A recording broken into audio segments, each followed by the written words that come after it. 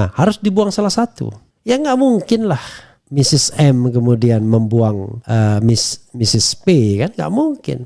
Pasti dia akan membuang Mr. AB, ya kan? Jadi artinya kepemimpinan atau jabatan ketua DPR tetap dipegang oleh PM Puan Maharani. Jadi Pramono Anung ini bagi istana menang syukur, tidak menang tidak apa-apa. Kita ambil satu video yang tentu saja menarik untuk dibahas. Walaupun beritanya tidak menggembirakan ya.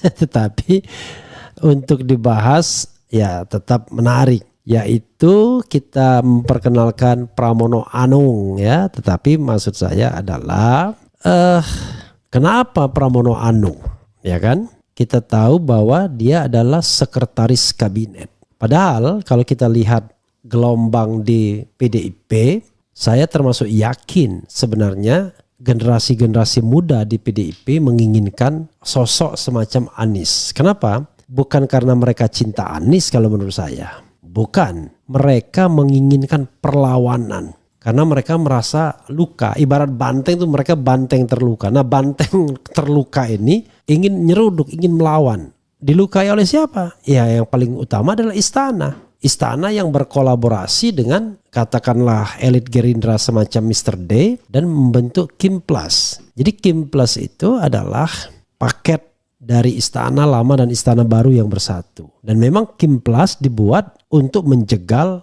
Anies agar tidak ada lagi slot atau kendaraan vehicle untuk menominasikan Anies Baswedan. Oke.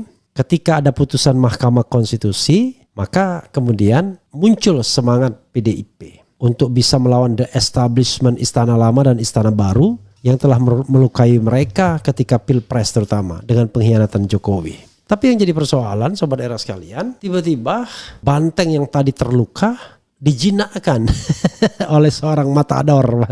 Saya tidak tahu matador itu siapa. Pastilah matador itu kalau kita bicara mengenai the final say di PDIP ya Megawati Soekarno Putri. Jadi banteng yang terluka tadi malah dijinakkan dengan cara dimasukkan ke kandang. Lalu muncul nama Pramono Anung. Lalu kita menduga-duga Pramono Anung ini siapa ya? Jadi sobat era sekalian ya, yang jelas kita harus tahu Pramono Anung itu adalah sekretaris kabinet ya, sekretaris kabinet. Artinya di periode yang ketika dia menggantikan Andi Wijayanto. Tahun berapa? Andi Wijayanto kelihatannya baru 2 tahun lah. Kalau tidak salah dia digantikan Pramono Anung.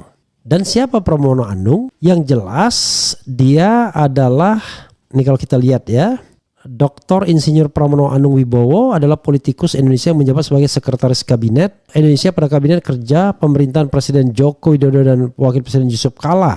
Ya, kemudian dilanjutkan Jokowi dan Ma'ruf Amin. Pendidikan Universitas Pajajaran, kemudian lain-lainnya macam-macam ya. Cuman sobat era sekalian, yang paling menonjol dari Pramono Anung ini yang saya paham ya. Karena waktu itu saya kan pernah jadi staf khususnya Pratikno selama 4 bulan. Dari Desember 2014 sampai dengan Maret 2015. 4 bulan saja dan kemudian saya ciao. Karena memang tidak ada chemistry ya. Tapi yang saya tahu pada waktu itu sobat era sekalian, Megawati mengeluh karena susah berkomunikasi dengan Jokowi. Terutama pada waktu itu saga Budi Gunawan untuk dijadikan Kapolri. Karena kenapa? Karena di istana itu ada 3 pentolan pada waktu itu ya. Tapi Luhut belakangan sebagai KSP ya. Jadi Menteri Sekretaris Negara Pratikno, Sekretaris Kabinet Andi Wijayanto, dan kemudian satunya Luhut Binsar Panjaitan yang masuk belakangan. Andi Wijayanto ini anak baptisnya Luhut Binsar Panjaitan karena dia anak juga jenderal TNI yang dari PDIP memang Teosa VI, tetapi dia kalau tidak salah anak baptisnya Luhut Binsar Panjaitan. Tidak bisa masuk Megawati berkomunikasi dengan mereka berdua. Komunikasi jalan dengan Pratikno. Maka kemudian pada reshuffle di mana Andi Wijayanto kemudian dianggap dalam tanda kutip melecehkan Jokowi ya. Pada waktu itu di-spill oleh ingat Menteri Dalam Negeri Cahyokumolo ya, yang soal tahu apa Jokowi tentang Trisila, tentang visi dan misi, kan yang buatnya saya. Nah, omongan ini terekam, entah siapa yang merekam, entah dapat dari mana omongan itu. Tapi yang jelas itu yang kemudian dipolitisasi dan akhirnya Andi jatuh di lingkar istana. Lalu masuklah Pramono Anung. Nah, Pramono Anung ini saudara sekalian mantan sekjen PDIP, ya tentu era Megawati juga, yang mulai surut dalam lingkaran dekat Megawati, tetapi dia kalau nggak salah pernah juga jadi wakil ketua DPR kalau tidak salah ya. Kemudian dia, atau tidak pernah, nanti kita akan cek ya. Lalu dia kemudian dimasukkan sebagai sekretaris kabinet karena Jokowi welcome sama dia. Jadi dia menjadi bridging, jembatan antara komunikasi Megawati dan Jokowi.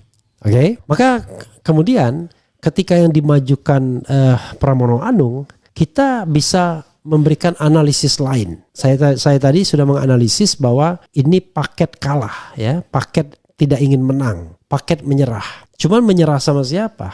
Apakah menyerah dengan istana baru berarti Prabowo CS, ataukah menyerah dengan istana lama Jokowi CS? Tadi saya sudah menyinggung soal istana baru. Coba kita lihat kemungkinan istana lamanya ya, kemungkinan istana lamanya. Kenapa misalnya Jokowi tidak mau Anies maju sebagai gubernur DKI? Karena personal feeling atau karena oligarki di belakang layar yang tidak mau Anies? Kan bisa berkembang pertanyaan itu. Jadi ada kemungkinan itu juga. Barangkali oligarki yang masuk melalui Jokowi tidak mau. Cuman pertanyaannya, the question is, kok bisa Jokowi lalu menekan seorang seperti Megawati dan Megawati menyerah, surrender? This is the question tentunya ya. Ya mungkin banyak spekulasi ya, misalnya masalah hukum, mungkin saja. Kan kalau masalah hukum nih baru-baru ini nih ada cerita mengenai pemeriksaan keponakan Megawati misalnya ya. Misalnya ini KPK periksa keponakan Megawati Rian Dediano terkait kasus DJKA. Hasto ya mungkin, tapi apakah Hasto akan menjadi pertimbangan Megawati? Tetapi kalau misalnya bagaimana dengan kepentingannya Puan Maharani misalnya dalam kasus yang menyebut perusahaan suaminya Happy Hapsoro, yaitu Happy Hapsoro namanya ya, yaitu dalam kasus BTS yang melibatkan Johnny Plate misalnya, disebut-sebut juga perusahaannya itu ya. Dan kalau kita bicara circle yang seperti itu, aduh itu udah jamak sekali ya, project dan lain sebagainya tersebut. Tapi yang paling penting secara politis ada satu lagi yang bisa membuat Puan merengek, dalam tanda kutip ya merengeknya, untuk dia lebih dulu diselamatkan. Ini ibarat kapal ya kan, kapal bisa karam kalau seandainya, ya cerita tentang Nabi Yunus lah. Kapal itu harus membuang satu muatan, karena kalau tidak dibuang satu muatan bisa karam. Atau kalau misalnya yang paling cocok adalah gini, kapal itu berisi muatan 3 orang, Mega, kemudian sang putri ya, kemudian AB, let's say begitulah. Nah harus dibuang salah satu. Ya nggak mungkin lah Mrs. M kemudian membuang Mrs. P, kan nggak mungkin. Pasti dia akan membuang Mr. AB, ya kan? Jadi artinya kepemimpinan atau jabatan ketua DPR tetap dipegang oleh PM Puan Maharani. Dan itu penting karena Jokowi walaupun di akhir masa jabatannya, dia bisa berkonspirasi dalam tanda kutip untuk kocok ulang. Dan semua partai akan mengamini kalau seandainya Undang-Undang MD3 dikeluarkan Perpu. Di akhir masa jabatannya dia keluarkan Perpu, dan Perpu itu langsung dibahas oleh DPR. Atau ia memerintahkan di DPR untuk membuat rancangan undang-undang lagi. Walaupun sekarang posisi Jokowi nggak kuat-kuat amat untuk grabbing semuanya. Terbukti RUU Pilkada misalnya tidak lolos. Cuma untuk menumbangkan Anies agar tidak dicalonkan PDIP, energinya masih cukup besar. Apalagi kalau seandainya secara analitik ya, ada yang tidak suka kekuatan besar yang tidak di belakang istana yang tidak mau Anies. Ya mungkin banyak kepentingannya. Kalau kita, let's say kita sebut proyek-proyek di sekitar Jakarta yang jadi proyek strategis nasional dan lain sebagainya. Nah hal-hal seperti itu, apalagi Jakarta ini gudangnya duit. Jakarta ini perputaran bisnis dan lain sebagainya. Jadi sahabat sekalian, karena itu tidak boleh Ahok juga. Karena Ahok sosok yang keras dan kemudian bisa kontroversial dan masih punya peluang menang. Kalau Ahok misalnya, ya udah cari sosok yang bisa dipahami. Kalau menang oke, kalau kalah nggak apa-apa. Jadi Pramono Anung ini bagi istana, menang syukur, tidak menang tidak apa-apa. Begitu logikanya. Menang syukur, tidak menang tidak apa-apa. Karena dia adalah bridging antara Mr. J dan Mrs. M. Ya, begitu ya sobat era sekalian.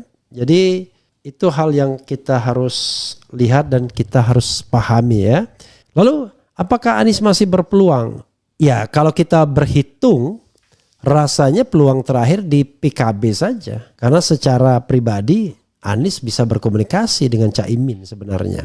Chemistry-nya ada selama Pilpres. Kalau PKS sulit mungkin karena PKS ibaratnya sudah terlanjur dan kalau dia surut dia gengsi. Jadi kalau sudah soal gengsi ini berat banget jadinya. Kalau sudah gengsi dong. Dia merasa akhirnya yang muncul ada kami lebih besar dari Anies Baswedan. Ngapain kami harus takluk misalnya. Kalau Nasdem tidak usah dipikirkan. Nasdem sudah berasik masuk dengan istana baru sekarang. Bahkan ditegur pun tidak Anies oleh Surya Paloh dalam pidatonya. Ya kan? Padahal Anies berendah hati. Tapi jelas saudara sekalian, kalau akhirnya memang Anies tidak bisa maju, itulah yang terbaik bagi kita semua. Ya kan? Karena kita harus berbaik sangka kepada Yang Maha Kuasa. Jadi